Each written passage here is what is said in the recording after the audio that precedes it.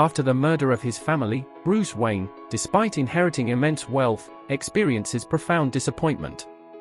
He travels the world to find ways to combat injustice and to strike fear into the hearts of the weak, eventually returning to Gotham to reveal his alter ego. It has become a common practice for Christopher Nolan to entrust the scripts of the films he directs to his brother, Jonathan. However, for Batman Begins, this tradition was applied, working with David Goyer instead. In an interview, Kristen Bell mentioned that in the year 2000, she became interested in playing Batman after a friend lent her the comic book, Arkham Asylum. She said she expressed this interest to her manager after reading it. During the initial auditions, Christian Bale expressed that he didn't want to play Batman directly. Instead, he decided he wanted to portray him as an angry monster. He was very excited about his unconventional interpretation. Kristen Bell was quite thin when considered for the role in The Machinist. After the cast was chosen, Christopher Nolan told her to be as big as possible. Bale was subjected to a 6-month diet and exercise regimen, reaching the desired weight. Then it was decided that Bale had become too big, and he quickly lost about 20 kilograms to have a thinner, more muscular body. After all this, he described the experience as an unbearable physical ordeal.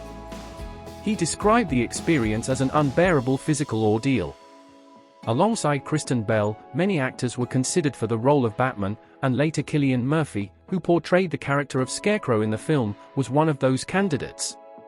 If Murphy had taken on the role, undoubtedly we would have seen a Batman quite different from the one we know. The first name considered for the role of Jim Gordon was not Gary Oldman but Kurt Russell. How different it would have been with his iconic mustache, as we saw in the Golden Globe-nominated trilogy, we can only imagine. However, luckily for us, Nolan's final decision was Gary Oldman, and it turned out to be a brilliant choice for the film. During the promotion of the film, Christian Bale continued to use the American accent he adopted to play Bruce Wayne in interviews. Additionally, he explained that he didn't want potential moviegoers to be confused about why an American character like Batman was portrayed by a British actor. Before filming began, Christopher Nolan invited the entire film crew to a special screening of Blade Runner. After the movie, he told the team, "This is how we're going to do Batman." Additionally, an actor who appeared in both films, Radiohead, also portrayed a character in Blade Runner.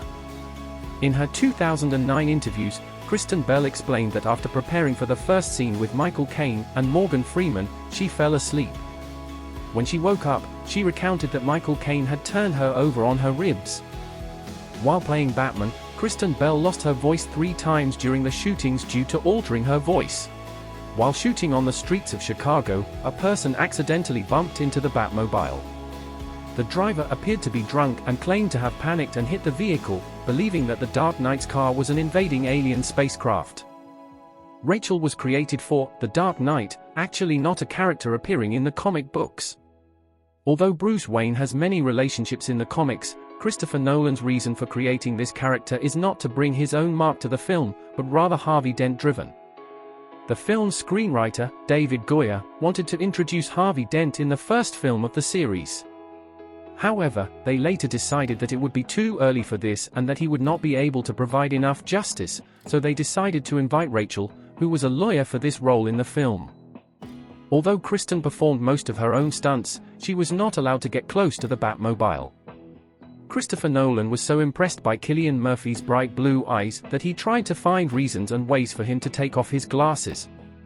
Christian Bale's constant dissatisfaction with the uncomfortable Batman costume when he arrived helped him in his performance as the Dark Knight, as he was constantly in a bad mood. This movie inspired James Bond producers Michael G. Wilson and Barbara Broccoli to reboot the James Bond film series and rediscover the character of the British secret agent James Bond, making him darker and more realistic. Christian Bale and Liam Neeson could hear the ice cracking beneath their feet as they fought on the frozen lake. The next day, the lake had completely melted. Alfred's sense of duty and loyalty to Bruce Wayne also reminded Sir Michael Caine of military camaraderie. Therefore, he based the voice of his character, Alfred, on the voice of a colonel he knew when he was 18 years old in the army. The director and star of Batman and Batman Returns, Tim Burton and Michael Keaton, stated that they were influenced by these films. Christian Bale's trailer on set didn't have his name, instead, it said, Bruce Wayne. the name Batman is mentioned only 10 times throughout the film.